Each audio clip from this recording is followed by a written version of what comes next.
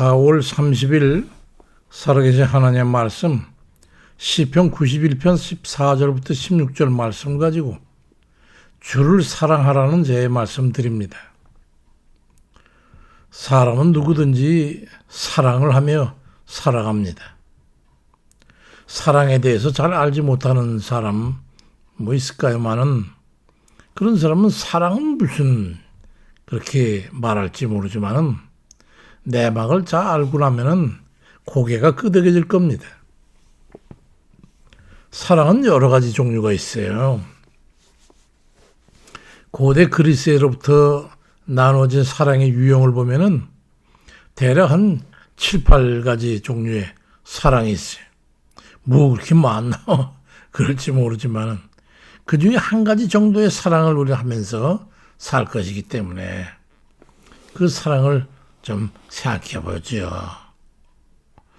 로맨틱하고 낭만적이고 열정적인 그런 육체적인 사랑인 에로스가 있는가 하면은 순수한 우정에 가까운 사랑인 필리아 그가 있고 부모와 자식 간의 가족 사랑인 스토럭이라는 그런 사랑이 있고 연인들 사이의 사랑이 시작할 때의 설렘과 장난기 서린 그 사랑인 로두스라고 하는 사랑이 있고 진노나 질투나 이런 걸 감정을 느끼어 집착하는 사랑인 매니아라는 사랑이 있고 오랜 기간 숙성된 지속적인 사랑인 프라그마가 있고 자기 자신을 아끼고 존중하는 자기 사랑인 필로티아라는 게 있고 이타주의적인 그런 가장 고귀한 사랑이라 할 수 있는 조건 없는 사랑 아가페가 있습니다.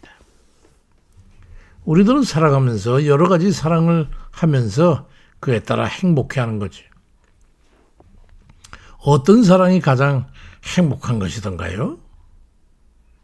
주님을 사랑하면 주의 사랑을 입게 됩니다.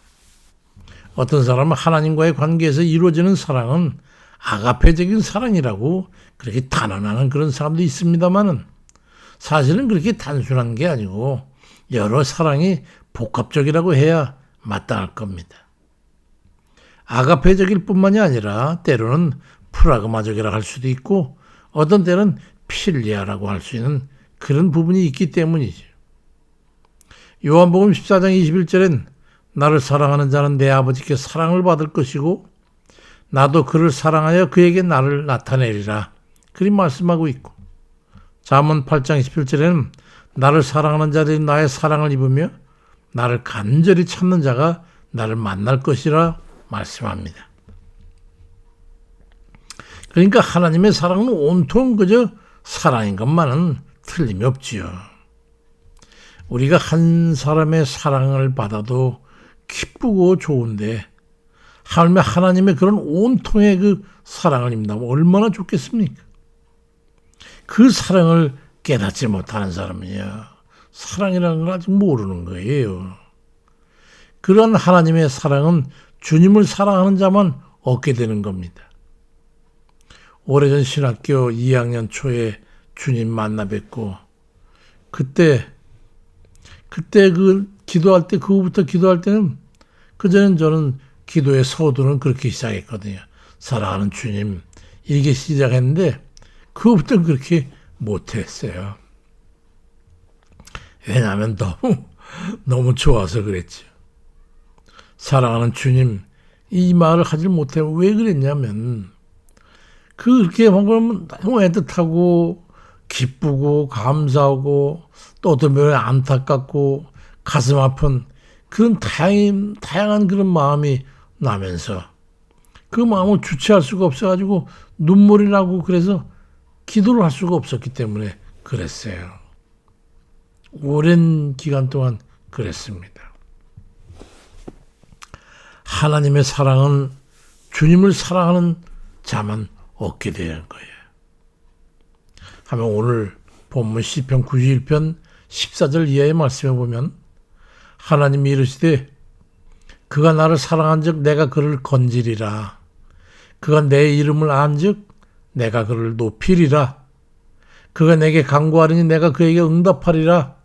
그들이 환난 당할 때에 내가 그와 함께하여 그를 건지고 영화롭게 하리라. 내가 그를 장수하게 함으로 그를 만족하게 하며 나의 구원을 그에게 보이리라고 말씀하고 있습니다. 요한복음 3장 16절에 하나님이 세상을 이처럼 사랑하사 독생자를 주셨으니 이는 그를 믿는 자마다 멸망하지 않고 영생을 얻게 하려 하심이라. 그 말씀을 저처럼 생각하시지요? 그렇습니까? 세상을 사랑하셔가지고 외아들의 생명을 죄값으로까지 주신 그 사랑이 어떤 것인지 그전에 저는 그저 통리학적으로 개념적으로 그렇게 알 때는 그걸 잘 몰랐어요. 근데 그 사랑이 실질적으로 느껴져 깨닫게 됐을 때는 그 말할 수 없는 기쁨과 감사와 감당할 길이 없는 그 환희 때문에 울고불고 또 울었다가 날뛰었다가 소리치고 주님 사랑합니다. 그렇게 소리쳐 고백하다가 엽사 정신병자 얻어 같았어요. 그때 고백한 게 있어요. 이제부터는 정말 주님만 사랑하겠습니다. 사랑하는 주님 너무도 감사하고 기쁘고 그랬던 것이 이제 세월이 가면서 너무나 많이 변질돼 가지고 이제는 고개조차 들 수 없이 된 것 같아 가지고 때로는 슬플 때가 있죠. 그때는 정말 주님 말할 수 없는 주님의 큰 사랑을 입었었지요. 나를 위해 아낌없이 사랑해주는 이가 있다면 얼마나 행복하겠까. 주님의 사랑을 그렇게 받고 산다면 얼마나 행복했겠어요.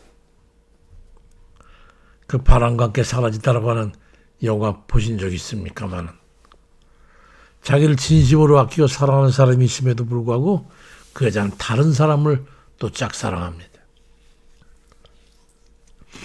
그 여인이 결국 그 자기를 사랑하고 쫓는 그 남자와 결혼해서 살게 되는데 그 사람 결혼하고 살면서도 다른 남자를 생각하고 사는 거예요. 그 남자는 떠나 있으면서 그 사랑을 그 여진에게 확신시켜 주려고 세월을 보내지요.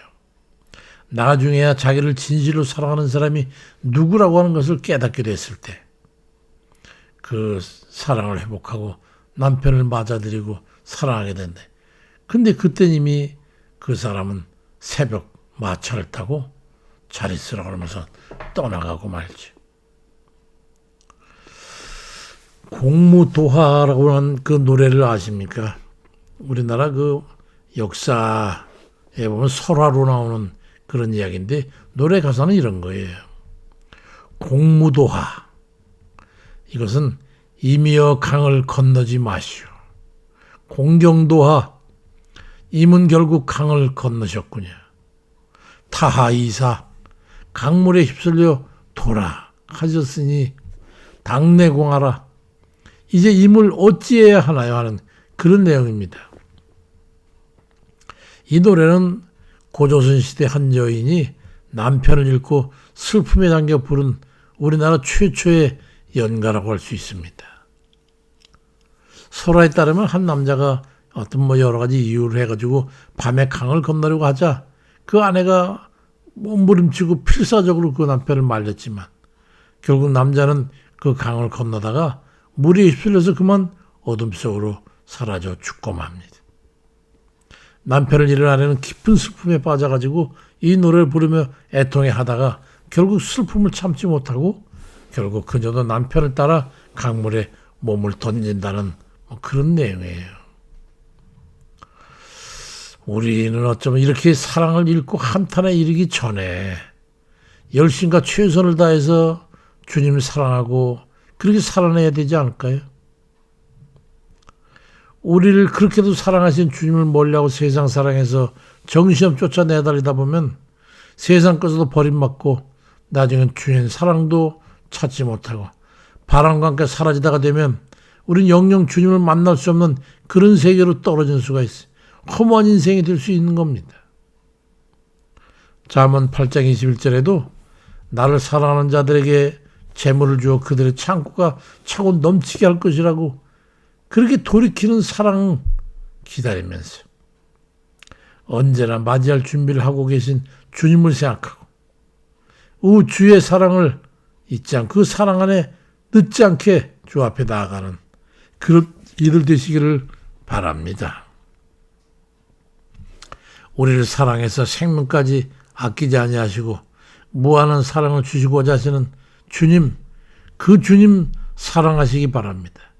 그 주님 사랑을 주님 앞에 인정을 받으면 나머지는 그분 안에 모든 걸 다 누릴 수 있게 됩니다. 그분의 것은 우리의 것이기 때문에 주님 사랑을 입으시기 바랍니다. 주님 사랑하는 자만 주님의 사랑을 입을 수 있어요.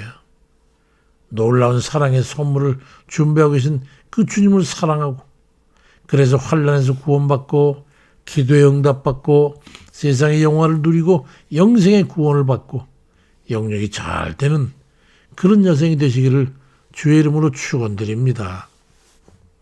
아버지 감사드려요. 오래간만에 주님 사랑해요. 주님 정말 주님 사랑합니다. 저희 사랑해 주신 것도 감사하죠.